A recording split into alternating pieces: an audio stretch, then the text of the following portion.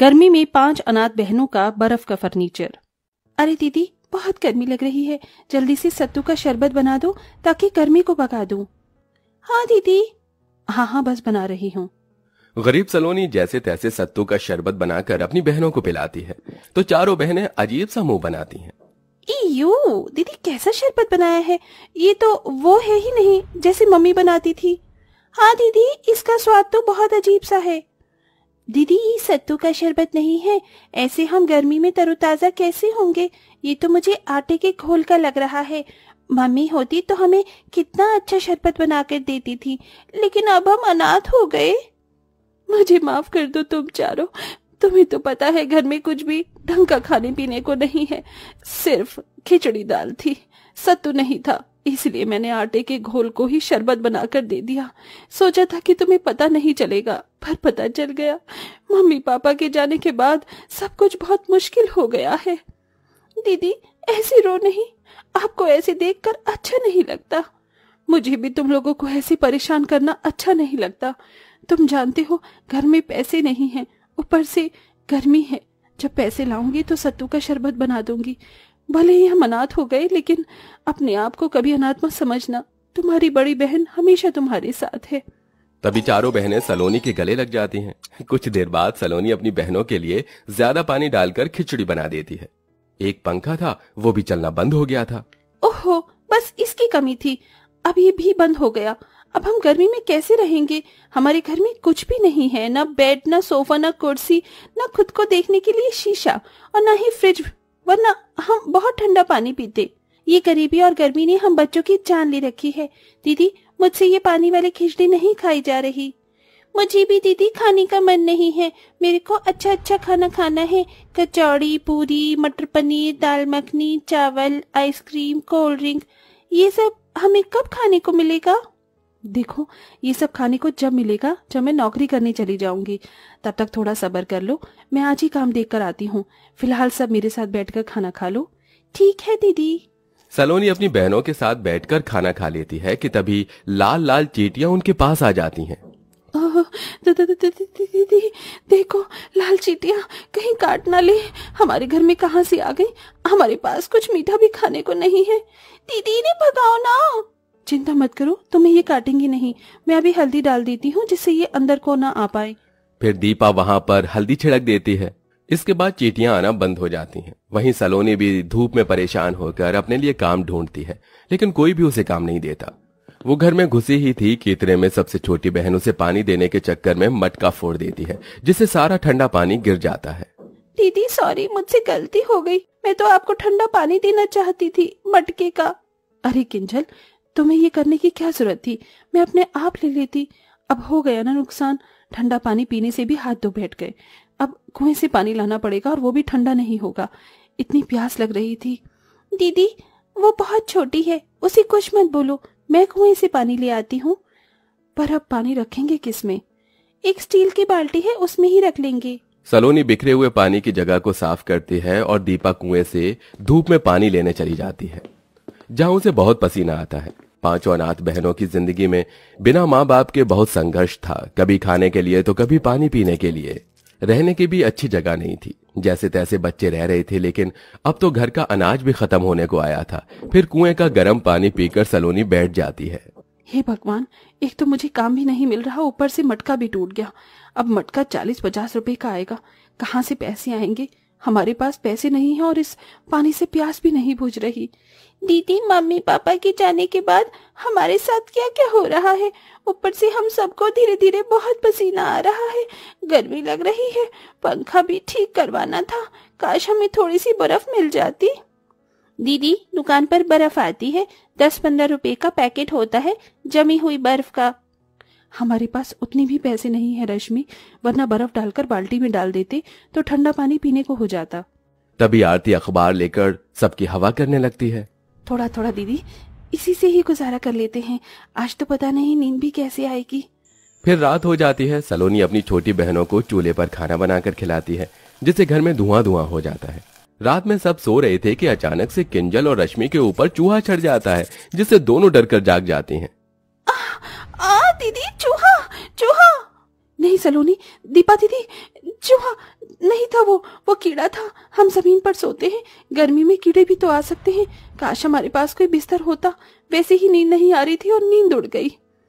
हे भगवान, अब कीड़े रात में कहाँ से आ गए। ऐसा करो, तुम दोनों मेरी जगह पर सो जाओ, मैं तुम्हारी जगह पर सो जाती हूँ। ठीक है दीदी। बड़ी मुश्किल से पांचों बहनों को कीड़े और चूहे के डर से नींद आती है। अगले दिन दीपा गर्मी से परेशान होती है तो किंजल को कुएं तक टहलने और थोड़ा पानी भरने के लिए ले जाती है। इतने में एक औरत 2 मटके लाती है, जिससे वो भरती है तो उसके एक फूटे हुए मटके से पानी निकल जाता है। हे भगवान, मेरे घर में बिल्कुल भी पीने का पानी नहीं है और इतनी गर्मी में दूसरा मटका मैं कैसे खरीदूंगी। मेरे पास पैसे भी नहीं हैं। काश ये मटका जुड़ जाता। अब एक मटका लेकर तो घर लेकर नहीं जा सकती। क्यों ना उनके थोड़े से टूटे हुए मटके को मैं ठीक कर दूं। पर कैसे दीदी? बस देखती जा। सुनिए आंटी जी, मैं आपके मटके को ठीक कर देती हूँ। सच में, अगर तुम मेरा मटका ठीक कर सकती हो तो कर दो।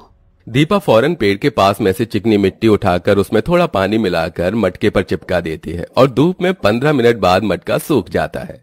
अब पानी नहीं गिरेगा, आप पानी भरकर देख लीजिए। जैसे ही औरत अपने दोनों मटकों को भर लेती है तो खुश हो जाती है। अरे वाह, तुमने तो बहुत अच्छा किया गुड़िया, बहुत शुक्रिया। अब मैं चलती हूँ। सुरेखा अपने दोनों मटके लेकर चली जाती है और जब दीपा किंजल अपनी दूसरी बर्तन को भरती है तो किंजल को वहाँ एक बड़ा सा मटका दिखता है। दीदी देखो, ये मटका कहाँ से आया? अभी तक तो नहीं था। अरे हाँ, यहाँ पर किसका मटका होगा ये? अरे ये मटका तो गंदा भी है। दीदी, ये गंदा मटका किसका होगा? भला हमारे ही काम आ जाएगा। हम इसे साफ करके यही वाला पानी भर लेंगे। चलो घर ले चलते हैं। ठीक है, चलो। दोनों बहनें उस मटके को बड़ी मुश्किल से पकड़कर घर पर ले आती हैं और उसे साफ करने लगती हैं। अरे, तुम्हें ये मटका कहाँ मिल गया? दीदी, किसी का भी नहीं था, इसलिए हम ले आए। अब साफ करके इसमें पानी भरेंगे। अच्छा है ना, अब ठंडा पानी पीने को मिलेगा। अच्छा दिखाओ, मैं साफ कर दूं। बड़ा मटका है, तुम दोनों से नहीं होगा। तभी सलोनी जैसे ही मटका धोकर रखती है कि उसमें से चमचमाती रोशनी आती है और वो मटका ठंडी ठंडी बर्फ के पैकेट से भर जाता है। ये देख पांचों अनाथ बहनें हैरान हो जाती हैं। अरे वाह, इतनी सारी बर्फ! इसमें तो हम बहुत ठंडा पानी पी सकते हैं। हाँ हाँ, जल्दी जल्दी पी लो, कहीं बर्फ पिघल न जाए। पांचों बहन बर्फ देखकर सब कुछ भूल जाती हैं और ठंडा ठंडा पानी पी लेती हैं। अरे, हमने इसका ठंडा पानी तो पी लिया, पर ये मटके से अचानक से बर्फ कहाँ से आ गई? मुझे तो कोई जादू लगता है। काश हमारे घर में पंखा चल जाता तो इस गर्मी से तो बच जाते। तभी उस मटके से एक जादुई रोशनी निकलती है। मटके की ठंडी ठंडी बर्फ से पूरा घर बर्फ की ठंडक से भर जाता है। अरे वाह, अभी तो हमारे पसीने आ रहे थे, बहुत गर्मी लग रही थी, और तुमने देखा अभी एक जादू हुआ जिससे हमारा घर एक बर्फ की जैसी ठंडक दे रहा है। हाँ दीदी, ये तो सच में जादू निकला।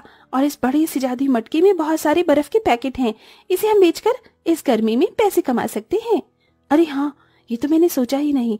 और उसके बाद हम कूलर लेंगे, एक बेड लेंगे। दीदी दीदी, मुझे नए कपड़े चाहिए और फ्रिज भी। दीदी, आप अकेले बर्फ बेचने मत जाना।